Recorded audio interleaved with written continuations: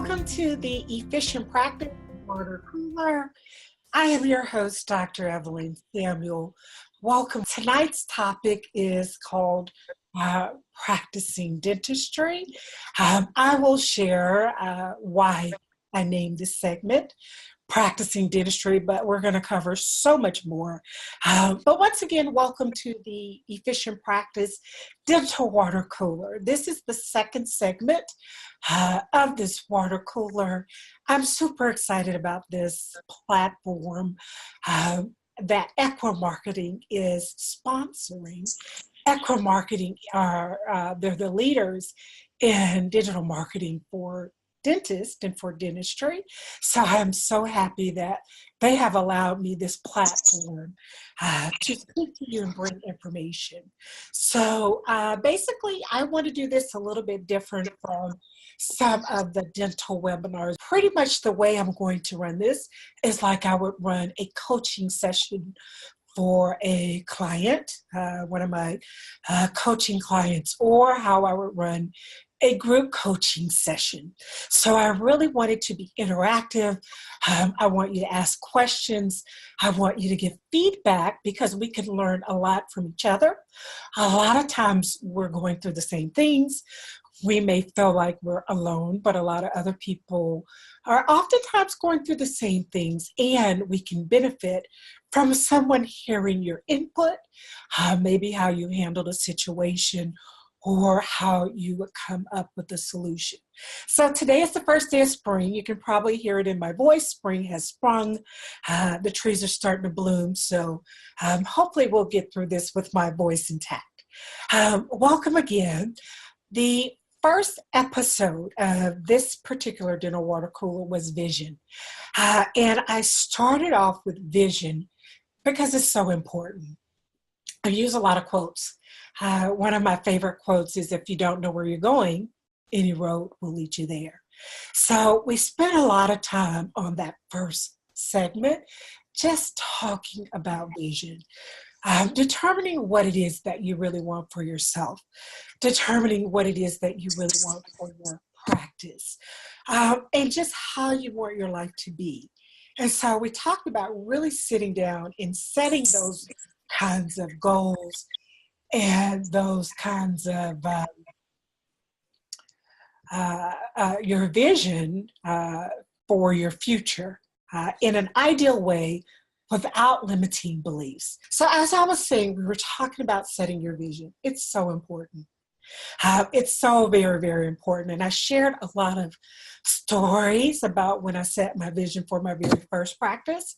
I will probably revisit those stories because I truly believe in examples when we're talking about these things. So we'll go back to some of those stories. And like I said, I want y'all to chime in, if at all, and whenever all possible, questions or any input that you may have. I see some people are signing in. Welcome, Mia. Welcome, Dee. Welcome, Denise Halliburton, Caroline. Where are you all from, if I may ask? I will unmute you for a second. How many people are dentists who are on the segment as we're getting started? Do we have any dentists? Yes. Yes. Can you hear me? This is Denise. Yes, I can hear you. That was, what was your name? Denise Halliburton. I'm sorry, I'm eating. Okay. No worries. This is going to be very informal and very, like I said, interactive. It'll be like a coaching session. So we're doing coaching. So Dr. Halliburton, we have a dentist. I see another dentist who is on the line as well. And I see some other support team members. You will notice I always call them team members. I have never, ever referred to any member of my team as staff because they are a team. And without them, nothing is possible. We do it all together. It's teamwork. So I am Dr. Evelyn Samuel. I am a practicing dentist, a dental practice efficiency coach. I am a podcaster, and I am an author, and I am a mom of 2 very small children. So oftentimes when we're in dentistry, we can be burning the candle at both ends of the stick. So we wear a lot of hats in our profession. We may have other responsibilities that are outside of our profession. So that's who I am. I created this water cooler sponsored by Equinity as a way to help dentists know that you are not alone in all of the things that you go through when you're in your practices. And I say dentists, but I mean dentists and dental team members, because we are all in there together and we know what it's like to be in the fire, so to speak. So what I wanted this cooler to do is I wanted it to reignite your passion for dentistry. Once upon a time, I'm sure, or maybe it's now, we were passionate about this profession. And sometimes we can get bogged down with all of these responsibilities. And sometimes you can start thinking like, well, you know, what are we doing this all for? And then you have to think about how you help people and the beautiful things that we're able to do with our profession. So number one, I wanted to help reignite my colleagues and peers' passion for dentistry. I wanted us to have a platform where we could create leaders so that you could be the leader of your team that you were meant to be. And I wanted to help create environments that people willingly, and that's a key word, willingly come into your practices and receive quality care that you've trained really hard for and pay you for those services that you provide.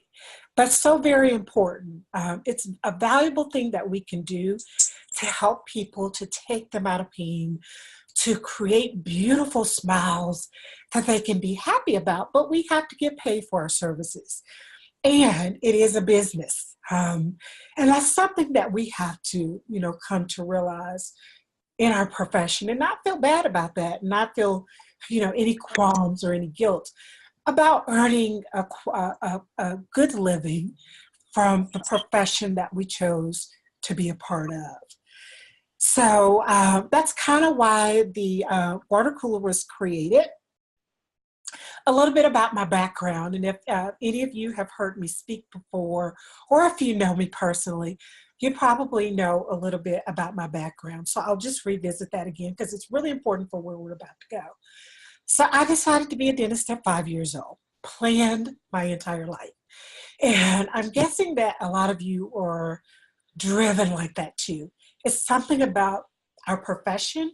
I like to say sometimes I don't know if I chose the profession or if the profession chose me, because there's a certain personality trait that we have when we're in dentistry. I mean, we're working millimeters, so we're very detail oriented. So I planned my entire life. You know, at 5 years old, said I was going to go to dental school and I was going to do, you know, all the different things to become a dentist. And that's what I was able to do and what I did. But as I was doing all these things, as I went through, you know, school and college and got to dental school, I realized that dental school is tough. I mean, if it was easy, everybody would do it, right? So the curriculum is jam-packed, it's arduous. But if it's what you wanted to do and what I always wanted to do, you feel like, okay, it's going to get better. This is part of the course. If it were easy, everybody could do it. So I went through dental school, and then I got out of dental school and I did a residency because I didn't really know where I wanted to live. And I did a residency in Washington, D.C., the most powerful city in the world. And things got a little bit tougher because I started becoming consumed with the debt of all of the education that I had gone to school for so long to you know, achieve the education. And so I got in a lot of debt, and I started working in a bunch of different practices to pay off some of that debt after my residency. And it was really crazy because on Mondays and Wednesdays, I was with an HMO practice. On Tuesdays and Thursdays, I worked in a cosmetic office. Fridays and Saturdays, I worked with a prosthodontist.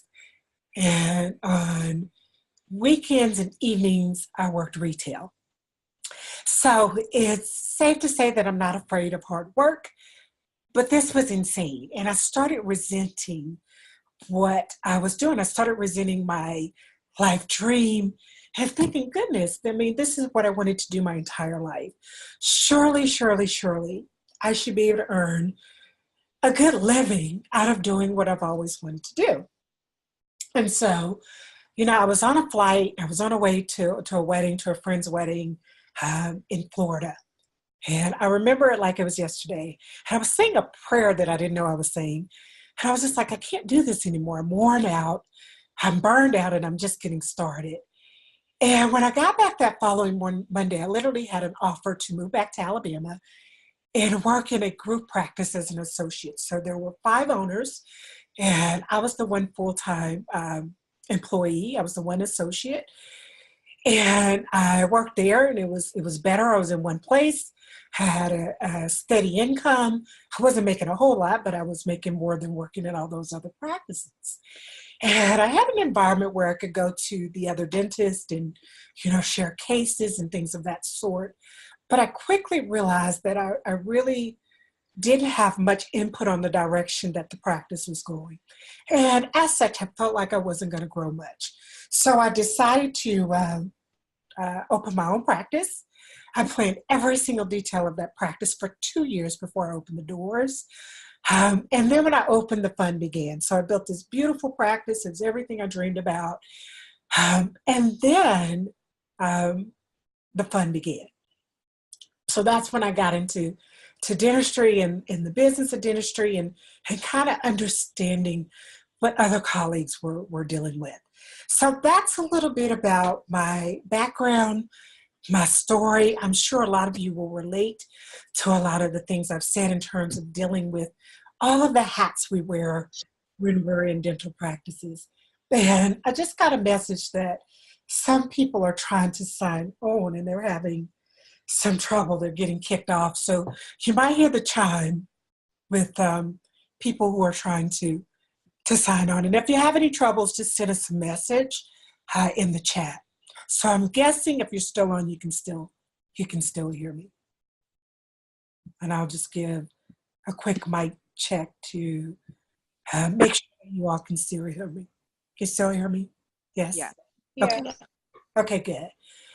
So, like I said, I really wanted to reignite passion for dentistry, create leaders, and create environments where you can get paid for your services.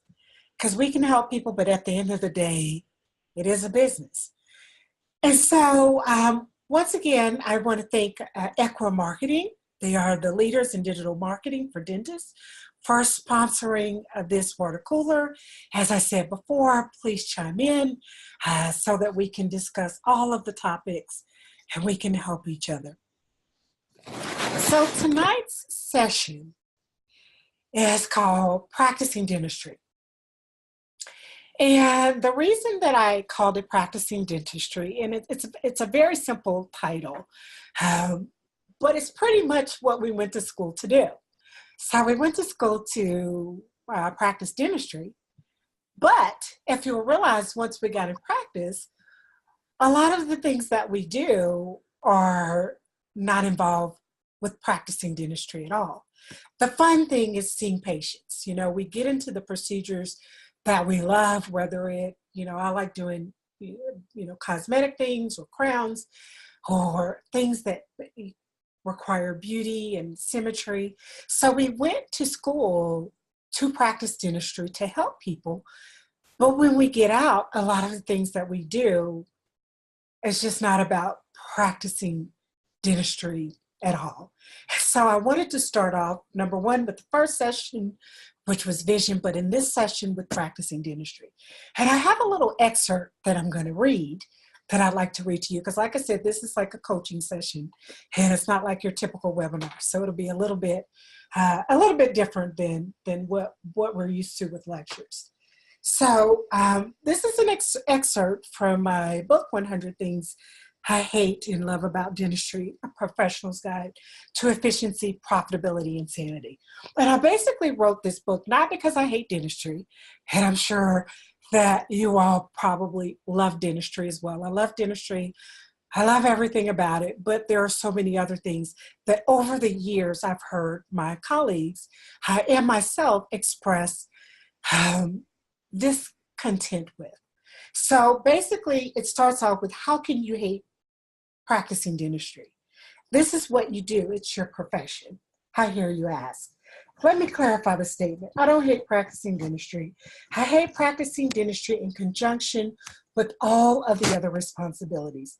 I love practicing dentistry. Do I sound like I'm talking in riddles? Allow me to elaborate. There is a certain satisfaction that comes after completing certain procedures, especially cosmetic in nature, which may change a patient's whole demeanor, personality, and confidence level. A sense of relaxation accompanies the completion of some procedures. The issue manifests when you are focusing on so many other aspects of the dental practice that you cannot center on what is most important, i.e. your patient and dentistry. Many dentists bemoan, I just want to do dentistry. And in a perfect world, it would be ideal if that were all they had to concentrate on. So I go on to say in the rest of that chapter, very short chapter, solutions for how to remedy this. And we're going to get into that as we talk more. So have you ever felt like this dentistry thing is not all that it's cracked up to be? Have you ever felt like you're putting out so many fires that at the end of the day, you don't know what you've done? Or that you've seen so many people, you've seen a lot of patients, but at the end of the day, you weren't really productive. Have any of you, besides me, ever felt that way? And if you have, you are not alone and you're in the right place. Because we're going to cover why. What got you here won't get you there. We're going to cover revisiting your vision statement because that's so important. How to design your ideal practice and your ideal life. Determining your purpose and your why. And how planning now sets the stage for your long-term success. So why do I say what got you here won't get you there? Any ideas? It's going to take more to get you to where you want to be. It's going to take more to get you where you want to be. And that's true. That's in a nutshell. What got you here won't get you there. And what I mean by that, we could say, yes, but what got me here was grit. What got me here was tenacity. What got me here was working hard, getting good grades, prepping perfect crowns in your operative or restorative courses. And that's all well and good, and it will help you. So I don't mean that won't help you, but what I mean is when you get out of dental school, and a lot of other professional schools as well, when you get out, a lot of times we know how to be really good clinicians, but we don't know anything about running the business. Mm-hmm. And I say that in general, but I think that could be a pretty good message across the board, is that we can be really good clinicians and we can prep the most perfect crown margins. But if you don't really know how to run your business, then how are people going to get to you so that you can prep those perfect crowns? Or how are you going to create an environment where people come in because they really don't know what kind of crown margins you're prepping. It gives us delight when we're making these pretty, procedural things. But a lot of times patients don't even know that. I mean, they just know how they feel when they come in, or that you're not hurting them, or, that there's no pain. So they really don't know, how much expertise you have in terms of what you're doing. So that's why I say what got you here, which is being a great clinician, won't get you there. And we have to back up a couple of steps because we have to figure out where is there, right? So where is our there? Where's your there? Anybody can chime in. Do we have some theirs? Feeling content and at the end of the day and not worn out and unappreciated. Exactly. That's good. Getting theirs, feeling content, not being run down at the end of the day, feeling appreciated for what we do, appreciated for helping people, appreciated from our team members, appreciated by our patients. Sometimes, patients come in and a lot of times they're afraid of us. So they come in and the first thing they greet us with is, you all know, no I offense, dentist. but I hate the dentist, right? That's a chapter in the book, by the way. No offense, but I hate the dentist. And we hear that in and out, and we're dealing with people's fears and phobias, and all the time we have to wear a calm demeanor. So we can't let it get to us because we have to remain professional. We have to calm everybody down. We have to keep the practice running efficiently. And so, yes, at the end of the day, sometimes we just want to be appreciated. But as we keep talking about this, how to get there, and that was Dr. Halliburton, I believe, that said that. I'm going to go back a little bit to the vision. I really urge you to go back and listen to the first segment. It is still available, I think, maybe on my water cooler website, but you can go back and listen to that in terms of the vision. And we'll talk about that a little bit today too when we revisit it. But just basically, if that's part of your vision and your vision statement, I think that's really important. Just being appreciated. I think that's really important. And it's not small by any means. Just adding that to your vision statement, adding that to your vision. And I point over to the side because I keep a vision board at home, in my home office. I keep one in my office, and I'm now putting one in my closet so that I can see that daily. But just something as simple as what you said, being appreciated. And that will allow you to attract the patients that appreciate you. You will attract team members that appreciate you.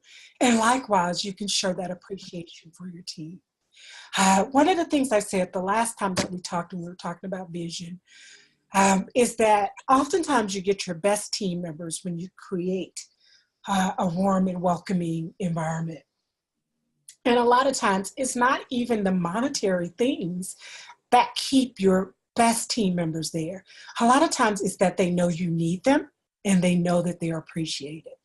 So that's something we talked about in the first Water Cooler. But just knowing that they're appreciated, knowing that you need them. A lot of times when I've had small team members, they would always show up for work because they felt like the office needs me, and I can't miss a day. So yes, are there any other theirs? Like any other theirs? What theirs are you trying to get to? Is there anyone else? And I know that there are other people on here that may not be, dentists or may not be in the dental field. I know that in our first water cooler, I had a private message that was sent to me from someone who was not in dentistry, but felt like everything that we were talking about was pertinent for her profession as well. So feel free to chime in on whatever your fear is, even if it's not in dentistry. So like we were saying, a large percentage of the things that we do are not dental related, and most dentists and a lot of dentists that I talk to say, if I could just do the dentistry. We tend to be introverted people, so oftentimes we want to just be have our hands in people's mouths. So a lot of times we don't necessarily want to interact with all the other things that we interact with, whether it is, dealing with the insurance company or visitors to the practice or team issues or whatever it is, because we tend to be more introverted, and therefore we want to be more or less, in doing what we do, creating, beautiful smiles and doing the work that we do. But I'd like to just say, if we don't know where we're going, the quote I said before, any road will lead us there. So let's really spend some time just basically figuring out what it is we want so that we can strive to get there. So with that, I want to go back a little bit to revisiting the vision statement. And I'm going to unmute you all again just because it's easier for you to chime in. But what I say with revisiting your vision statement, we talked a lot about vision. And I'll just recap it pretty quickly without going all the way back into that segment because I don't want to ruin it for you. But we want your vision to be big. We want it to be yours. We want it to be without limitations, because a lot of times the things that hinder our vision is our self-limiting beliefs. So when we come up with something that's really big, sometimes that inner voice starts to talk to you or at you. And like I like to say, we shouldn't talk to ourselves like we wouldn't talk to other people. So we want to be nice to ourselves, in other words. But a lot of the things that keep us from creating that vision of where we're going is just our own limiting beliefs. We sometimes get bogged down in, how hard will it be to get there? Or what if it doesn't work out? What if I fail? But what if you don't try? I mean, if you don't try, you're definitely not going to get there. So things like that. Thinking small and not thinking big, because you really want to dream big, and as if failure could not happen. I really want you to think about that. Like if there was anything that you wanted, any way you want your practice to do, and you knew that failure was not an option, how or what would you be doing differently if failure was not an option? And so you can feel free to share that. You don't have to, but just really think about that. If failure were not an option, what would you do differently? What would you really be doing? Because life is really short. I've come to realize that, and I'm working on my purpose, as I speak to you all. I've always thought my purpose was being a dentist since the age of 5, and have loved it and loved the dental profession, but also just wondering how to reach that new goal and how to reach my purpose as well. So limiting beliefs, how hard we think it would be, how much we really think it's worth in having it, are some of the things that prevent us from working towards the there we're going to. And so that's a little bit about revisiting the vision statement. And I meant to say too, from the beginning, I left this off, but if any of you stay to the end, you will get a copy, or you will get a link to get a copy of the book, 100 Things I Hate and Love About Dentistry, A Professional's Guide to Efficiency, Profitability, and Sanity. So we want to determine your ideal practice. What is your ideal practice? Do you know what your ideal practice is?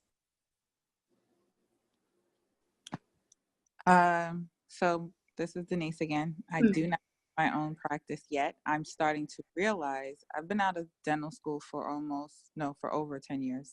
2008, I graduated. And I just thought that everyone practiced dentistry, at a certain level. And as I have gone to several practices, that is not the case. And it kind of made me think, well, who am I, and what type of dentist am I? And so all of these questions. And so I'm just starting to realize that, of course, I want quality care, but what does quality care really look like? And, just the whole, staff and patients, making sure that your work looks clinically good and patients are not hurt, and they like you and they want to come back. And so my practice, I don't know, I just want to be happy and go home and spend time with my family. And it just seems a little bit harder to achieve that and understand how to get there. Okay. And that's all great input, and that's true.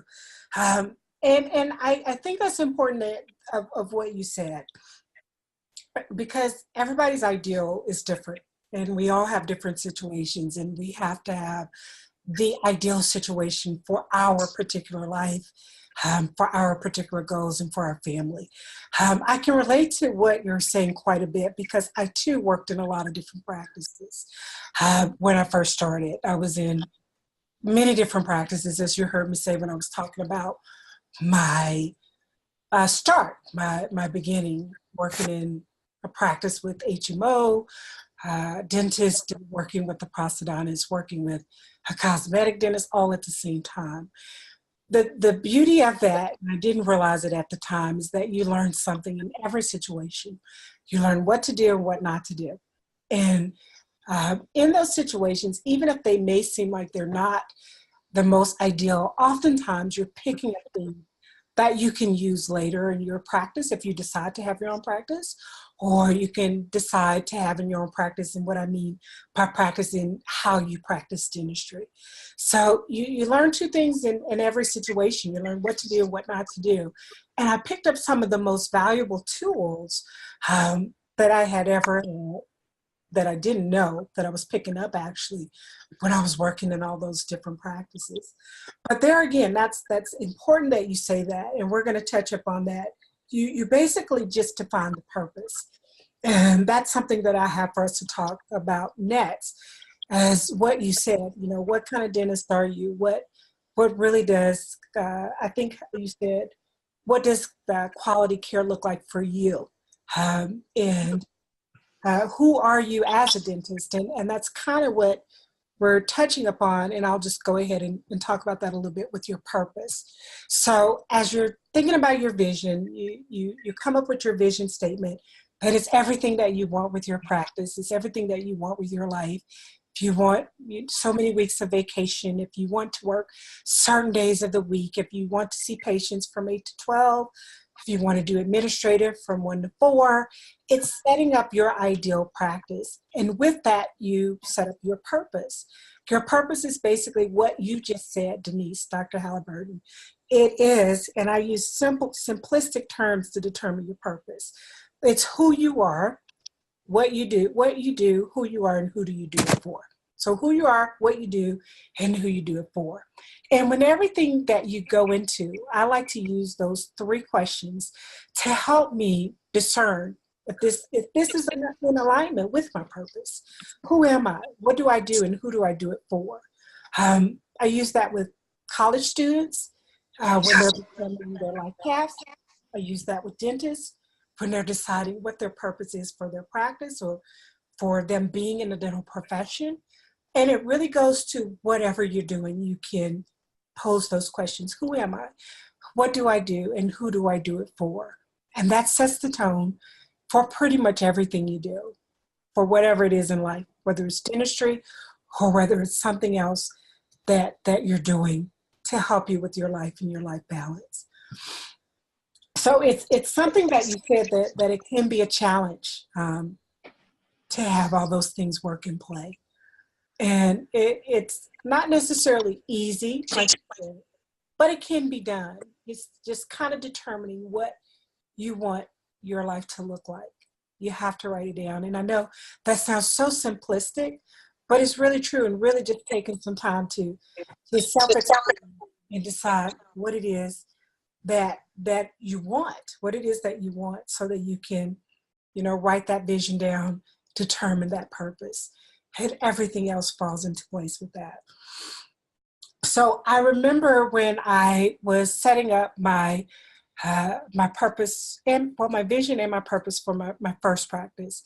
The vision, I didn't really know that it was a vision statement because it was before I start working with like consultants and things of that sort.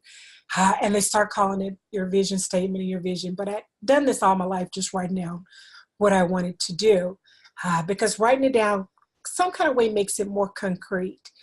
But I remember just writing every single thing that I wanted to do, how I wanted the practice to look, how I wanted it to, as silly as this sounds, how I wanted it to smell, how I wanted the colors to be, how I wanted patients to be seated, how long I wanted the patients to not wait, because I don't like for patients to wait, what kind of team members would work with me, just every single detail of that. And I remember when I wrote that, I wanted it to overlook the skyline.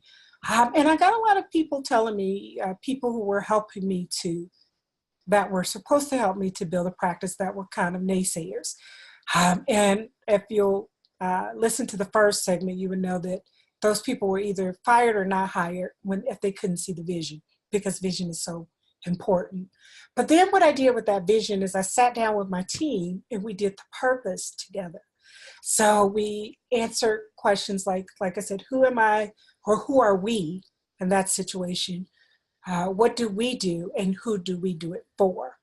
And if I can find it, I might include that somewhere. But my first purpose statement that we had framed in all of the operatories were basically saying that. And we also went on to say, who are we? We're a team that does, we do beautiful dentistry in a calm environment. And I'm just kind of summarizing it. And we do it in a profitable environment for people who want our services. So we were very specific about that. Hello, thanks for joining.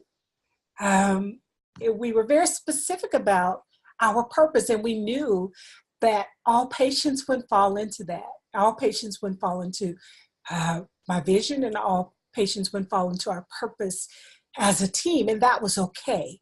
So we learned to realize that you can't be everybody's everything.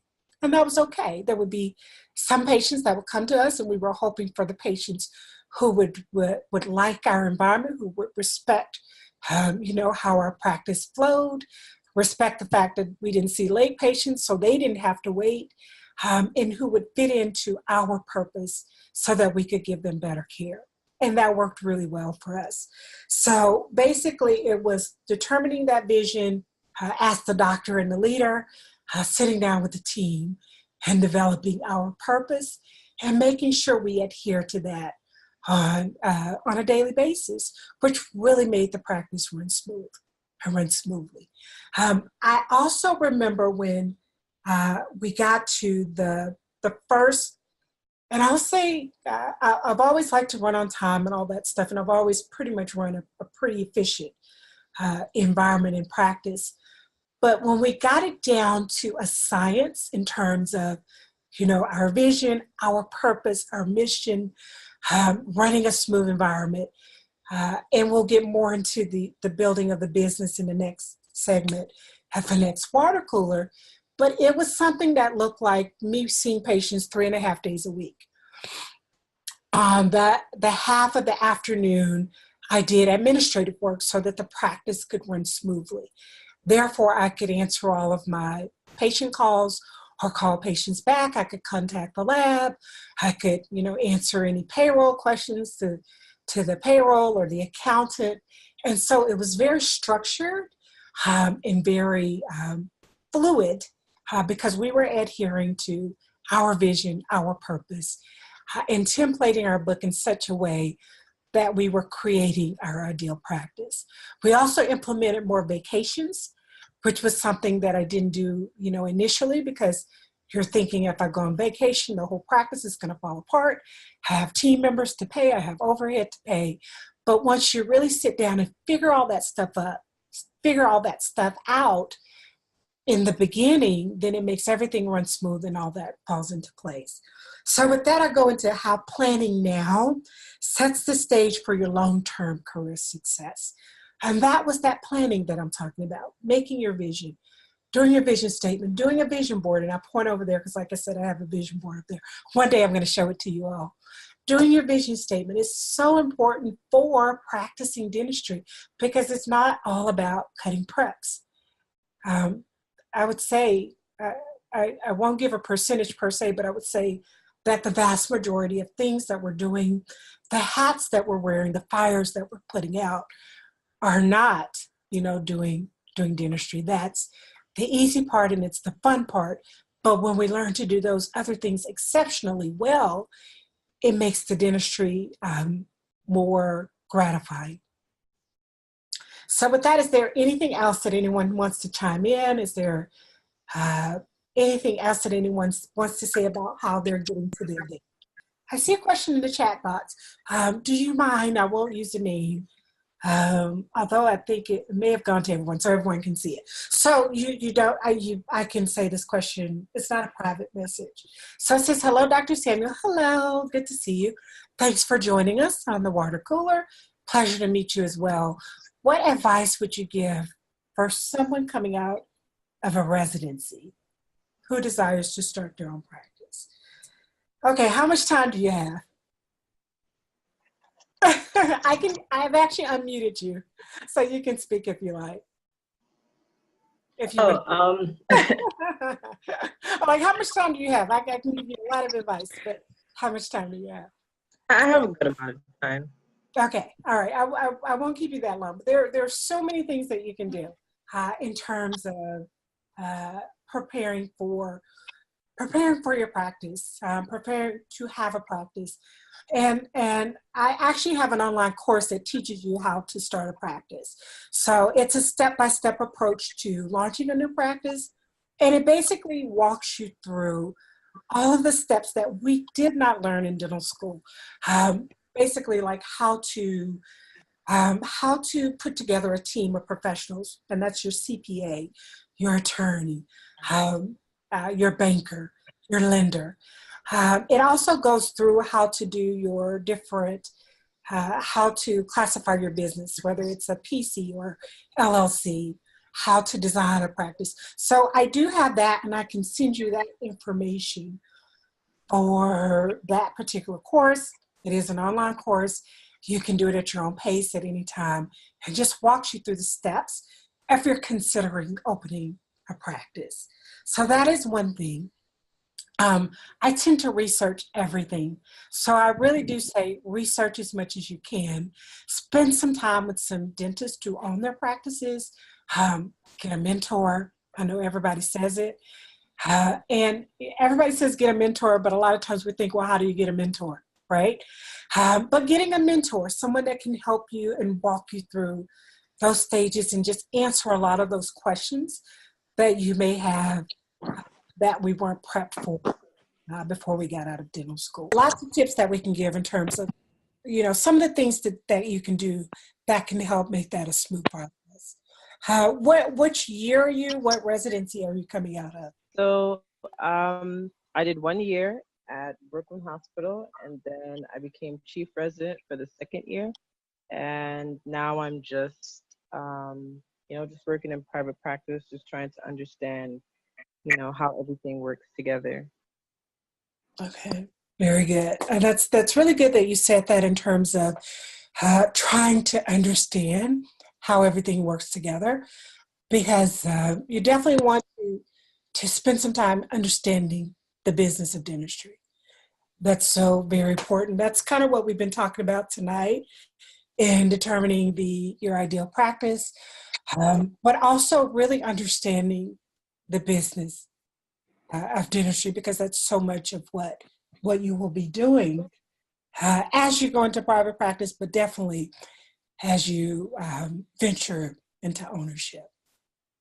But Okay. yes, feel free to inbox me and I can give you more information on that. Okay, thank you.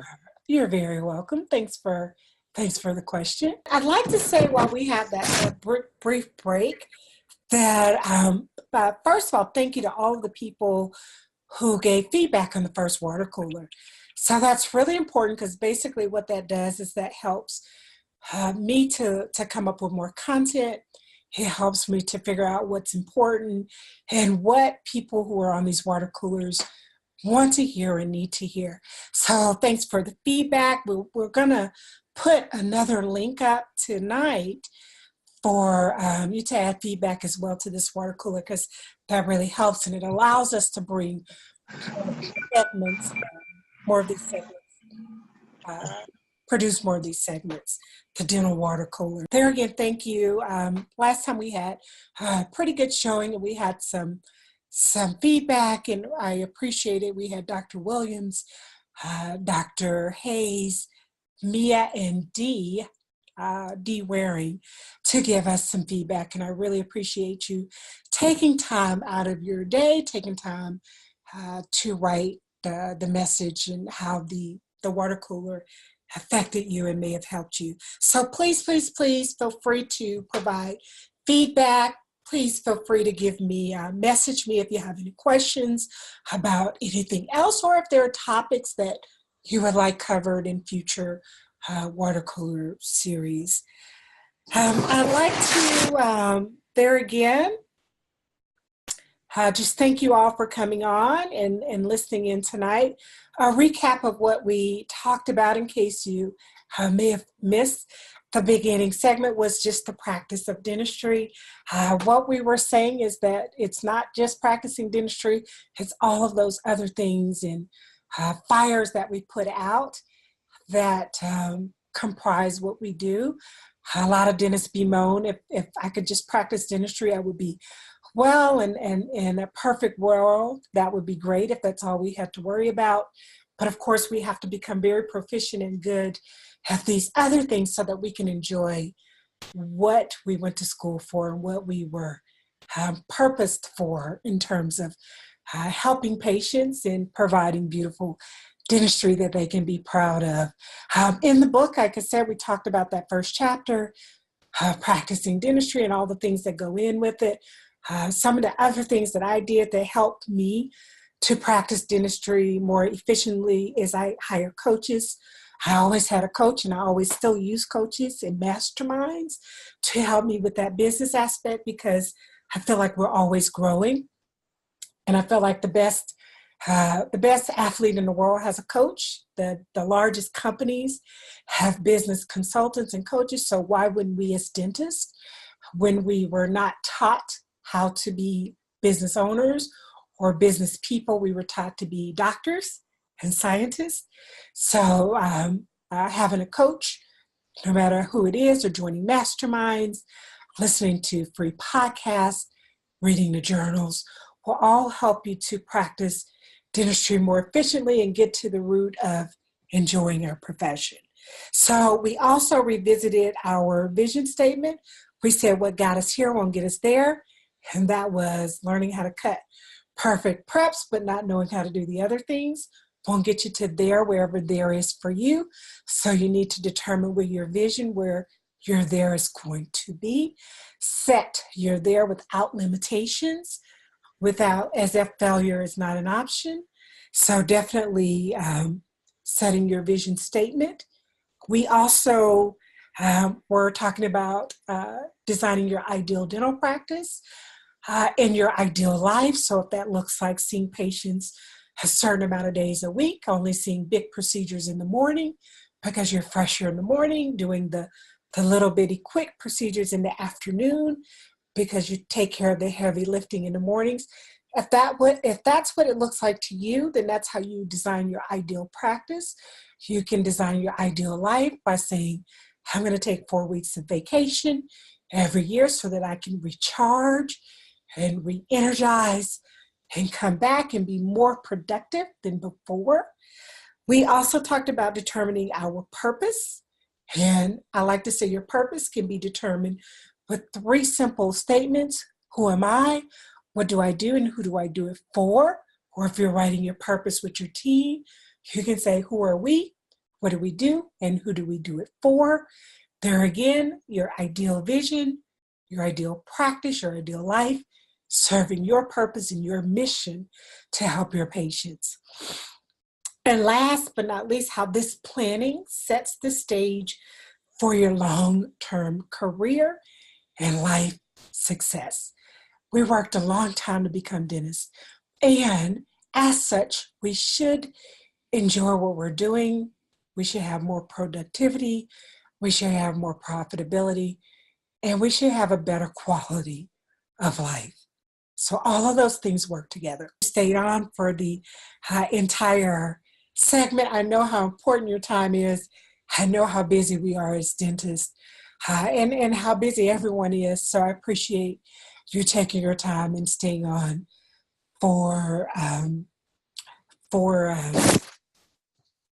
to listen to me talk and to listen to this session. As we continue, I would hope that you all invite others to come. I want it to be very much like a coaching session and not just the session where I'm talking to you about things, but one where we can all chime in together and help each other. I hope that this segment was valuable for you. Feel free to send me messages. Thank you so much. And I want to once again thank Equa Marketing.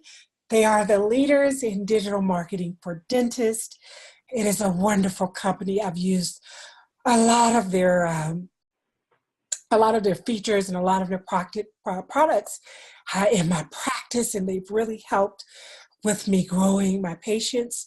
So I thank them for inviting me to do this dental water cooler series so that I can have this platform. So thank you again to Equa Marketing, the leaders in digital marketing for dentists. And thank you all for joining on. I will see you on the next water cooler, which is April the 17th, the third Wednesday of the month at 8 p.m. Eastern. The topic then will be running the business. So that's something we all have to know, is running the business. So thank you so much. I will see you then. Until then, take care and be well.